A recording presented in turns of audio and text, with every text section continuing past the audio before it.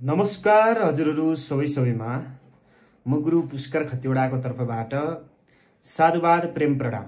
समाज रेडियो भक्त सज्जन सदा चाहिँ आज पनि म हजुरहरूको माझमा अत्यन्तै साधारण जस्तो लाग्ने तर सबैको जिज्ञासाले भरिएको र जान्नै पर्ने विषयको उत्थान गर्ने कोसिस गर्न उपस्थित भएको छु। साथीहरू, हामी कर्मशील छौं, कर्म प्रेमी छौं, हामी कर्ममा विश्वास गर्छौं र त्यो कर्मको बीचमा आइपर्ने बाधा अवरोध सकुन र अपसकुनलाई पनि उत्ति नै महत्त्वपूर्ण मान्ने गर्दछौं। जस्तै चाहिँ नि घरबाट कहीँ टाढा निस्किएर जानु पर्यो अथवा कुनै अत्यन्तै शुभ कार्यको लागि, व्यापार बिजनेसको स्टार्टिङको लागि, सुरुवातको लागि या भनौं कुनै पनि राम्रो चाहिँ नि कामको लागि वा राम्रो कामको लागि जाँदैछौं। त्यसमा चाहिँ नि आज मेरो काम सफल हुन्छ या असफल हुन्छ भन्ने विषयमा हामी जिज्ञासा राख्छौं। बाटोमा देखिएका दृश्यहरू या भनौं चाहिँ नि घरबाट निस्किने बेलामा देखिएका दृश्यहरू हामी सकुन या अपसकुनको रूपमा हामीले हेर्ने गर्छौं अथवा छुट्याउने गर्छौं है। त्यही क्रममा आज मैले तपाईहरुको लागि, तपाईहरु घरबाट टाढा जाँदै हुनुहुन्छ, विशेष गरेर शुभ कार्यको लागि जाँदै हुनुहुन्छ या राम्रो कार्यको लागि जाँदै हुनुहुन्छ या भनौं तपाईहरु कुनै चाहिँ प्रोजेक्ट स्टार्ट गर्नको लागि जाँदै हुनुहुन्छ, व्यापार बिजनेसको लागि जाँदै हुनुहुन्छ, कुनै चाहिँ मिटिङको लागि जाँदै हुनुहुन्छ हैन, अथवा तपाईलाई फाइदाजनक कार्यको लागि तपाई घरबाट निस्कदै हुनुहुन्छ भने त्यो अवस्थामा चाहिँ नि कस्ता कस्ता संकेतहरू देख्दाखेरि तपाईको कार्य सफल हुने, राम्रो हुने भन्ने बुझिन्छ र कस्ता कस्ता चीजहरू देख्दाखेरि चाहिँ नि असफल हुने या नराम्रो हुने, यो काम आज मेरो सफल हुँदैन है भन्ने जस्तो लाग्छ भन्ने विषयमा म चर्चा गर्दैछु। साथीहरू, जब तपाईहरु कुनै पनि कार्यको लागि घरबाट निस्कनुहुन्छ, राम्रो कार्यको लागि, व्यापार बिजनेस, राम्रो कुनै ठूलो मिटिङ या कुनै चाहिँ नि प्राप्त गर्नुपर्ने विषयहरूको प्राप्तिको लागि तपाईहरु निस्कदै हुनुहुन्छ या जित्नुपर्ने युद्धको लागि तपाईहरु बाहिर निस्कदै हुनुहुन्छ भने त्यसमा तपाईले देखेका या तपाईका वरिपरि भइरहेका घटना त प्रकृतिले घुमाएर ल्याएर तपाईलाई आज चाहिँ यो काम तेरो सफल हुन्छ है भनेर प्रकृतिले मेसेज दिइरहेको हुन्छ। यो चाहिँ भूगोलले हामीलाई मेसेज दिइरहेको हुन्छ। त्यो मेसेजलाई हामीले कसरी बुझ्छौं भन्ने कुरा हो। हामी सुन्दैनौं तर रुख बिरुवा झार जडीबुटीले पनि हामीसँग कुरा गरिरहेका हुन्छन्। हरेक हावाले बहने वायुको पनि एउटा सरगम हुन्छ, धुन हुन्छ, एउटा चाहिँ राग हुन्छ। त्यो रागले पनि हामीलाई कुनै न कुनै प्रकारको सकारात्मक वा नकारात्मक प्रभाव ऊर्जा प्रदान गरिरहेको हुन्छ सज्जन। त्यस्तै गरेर अब लागौं ढिलो नगरिकन, तपाई घरबाट निस्कदै हुनुहुन्छ राम्रो कार्यको लागि अथवा थालनीको लागि या कुनै पनि प्रकारको राम्रो शुभ कार्यको लागि निस्कदै हुनुहुन्छ। अब त्यो अवस्थामा तपाईको कार्य सफल हुँदैछ भनेर कसरी जान्ने वा तपाईको कार्य केही राम्रो चाहिँ नि प्रतिफल प्रदान गर्नेवाला हुँदैछ भनेर कसरी जान्ने त? तपाई घरबाट निस्कनु भयो, घरबाट निस्कने बित्तिकै वा बाटोमा जाँदै गर्दाखेरि तपाईले चाहिँ नि ब्राह्मणलाई देख्नुभयो, ब्राह्मणको दर्शन गर्नुभयो, तपाईले घोडाको दर्शन गर्नुभयो भने सबैभन्दा उत्तम मानिन्छ। ब्राह्मणको या घोडाको दर्शन गर्नुभयो भने सबैभन्दा उत्तम मानिन्छ। साथमा तपाईले मरेको मान्छेको लास जलाउन लिएर जाँदै गरेको या लास लडिरहेको त्यो देख्नुभयो भने पनि अत्यन्तै शुभ मानिन्छ, अत्यन्तै राम्रो मानिन्छ। त्यसै गरेर तपाईले हात्ती देख्नुभयो बाटोमा जाँदै गर्दा भने त्यो पनि अत्यन्तै राम्रो मानिन्छ। यदि छैन हात्ती भने पनि घरमै दर्शन गरेर जानुस्, ब्राह्मणको दर्शन गरेर जानुस्, घोडाको दर्शन गरेर जानुस्। त्यही भएर घरमा यी चीजहरुको फोटो राख्नु पनि शुभ मानिन्छ है त। त्यस्तै तपाईले धेरै फल ढाकरभरि या चाहिँ नि कुनै भाँडोभरि फल देख्नुभयो भने पनि त्यसले तपाईलाई यो तपाईको कार्य सफल हुँदैछ भन्ने शुभ सकुनको संकेत गर्दछ। त्यसै गरेर तपाईले अन्न देख्नुभयो, अन्न इत्यादि देख्नुभयो भने पनि अत्यन्तै शुभ मानिन्छ। भने तपाईले चाहिँ दही देख्नुभयो अथवा त्यो भन्दा पनि राम्रो तपाईले गाई देख्नुभयो भने है, गाईको दर्शन गर्नुभयो या त्यसलाई अझ स्पर्श गरेर जानुभयो भने त झनै तपाईको कार्यमा 100% सफलता प्राप्तिको योग बन्छ अथवा सफलता प्राप्तिको चाहिँ नि सकुन बन्छ सज्जन।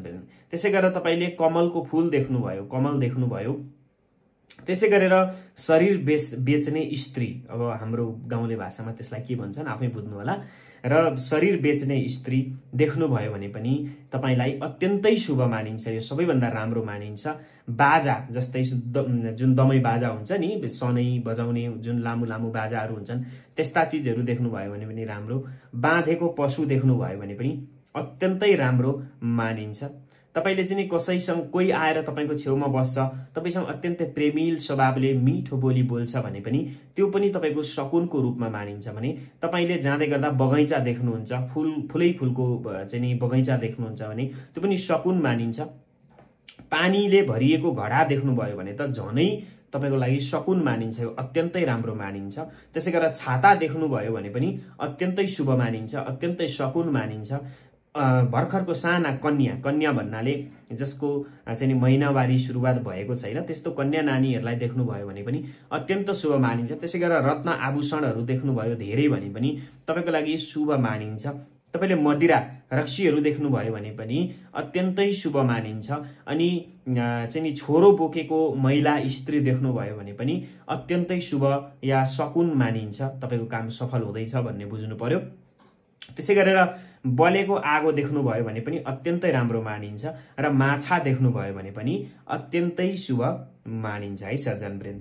यो चाहिँ तपाईको यात्रा गर्दै गर्दा या भनौं कुनै शुभ कार्यको लागि घरबाट निस्किसके पछाडि यी चीजहरू मध्येमा तपाईले केही दर्शन गर्नुभयो या एउटा भन्दा ज्यादा चीजहरू यसरी दर्शन गर्नुभयो एकैचोटि भने त्यो अत्यन्तै शकुन मानिन्छ। तपाईको काम सफल हुँदैछ, तपाईको मिटिङ, तपाईको व्यापार बिजनेस, तपाईको कार्य सफलताको चाहिँ नि संघारमा छ भन्ने बुझ्नु होला है।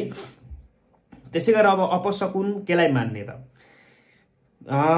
तपाईले यदि यात्रा गर्दै जाँदाखेरि अब तपाईको यात्रा असफल हुँदैछ है भन्ने संकेत यसरी पाउन सक्नुहुन्छ।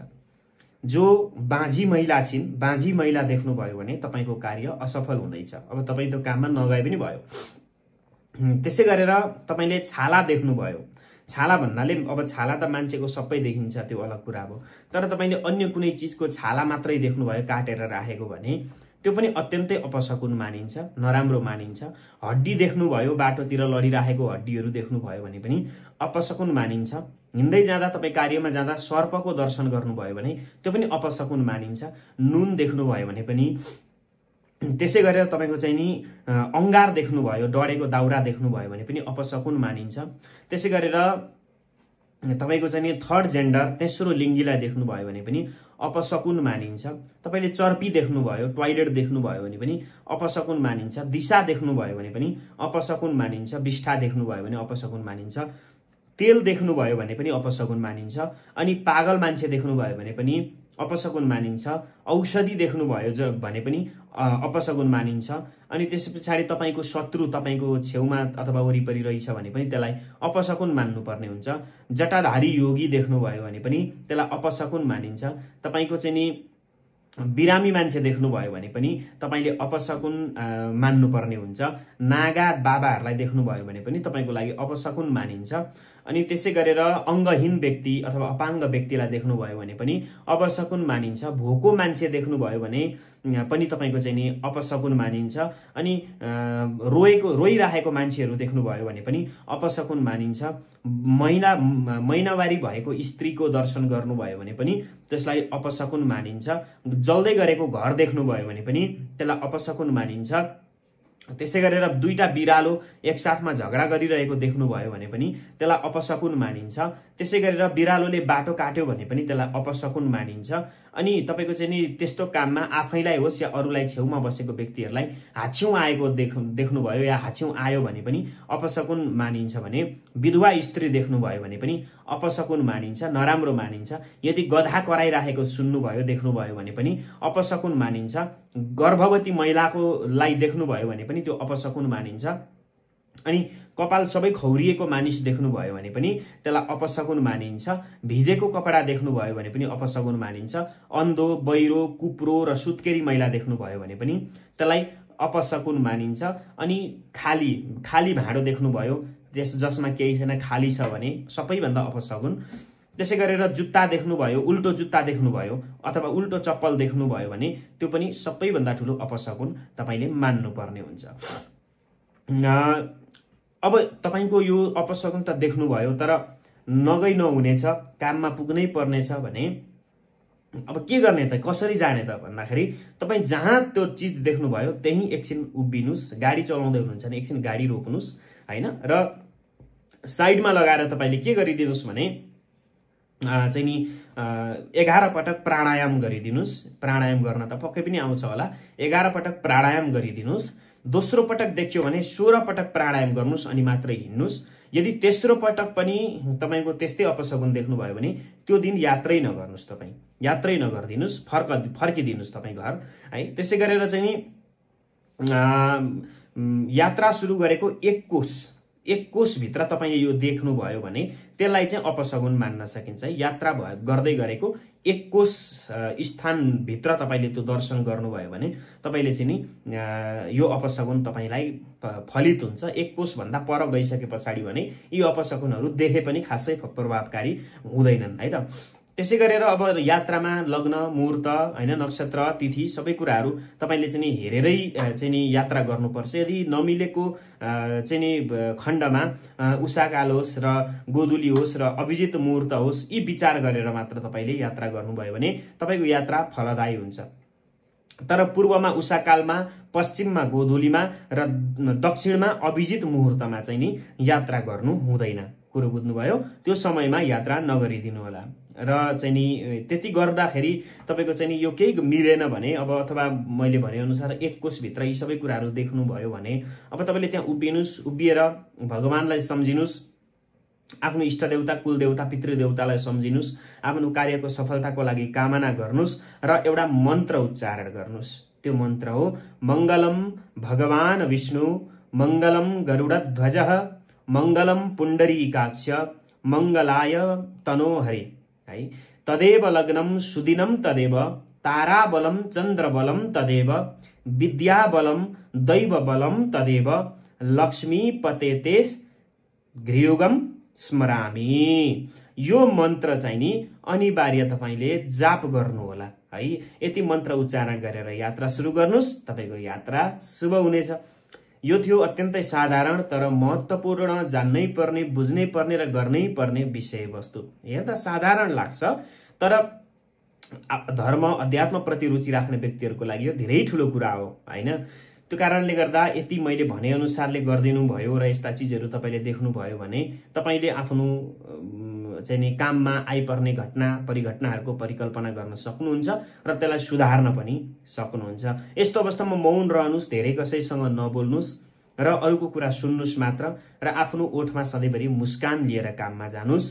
मुस्कानका साथमा थोरै बोल्नुस्, सबैसँग मिठो बोलिदिनुस्। कसैले केही भन्छ भने त्यसको जवाफ नफर्काइदिनुस्। त्यति गर्नुभयो भने त काम भइ नै हाल्यो। यो थियो तपाईहरुको लागि अत्यन्त यात्राको विषयमा, शकुन र अपशकुनको विषयमा महत्त्वपूर्ण जानकारी। भिडियो कस्तो लाग्यो कृपया कमेन्ट बक्समा लेख्न नभुल्नु होला। तर गुरुले दिएको ज्ञान बिना दक्षिणा लियो भने त्यो फलित हुँदैन।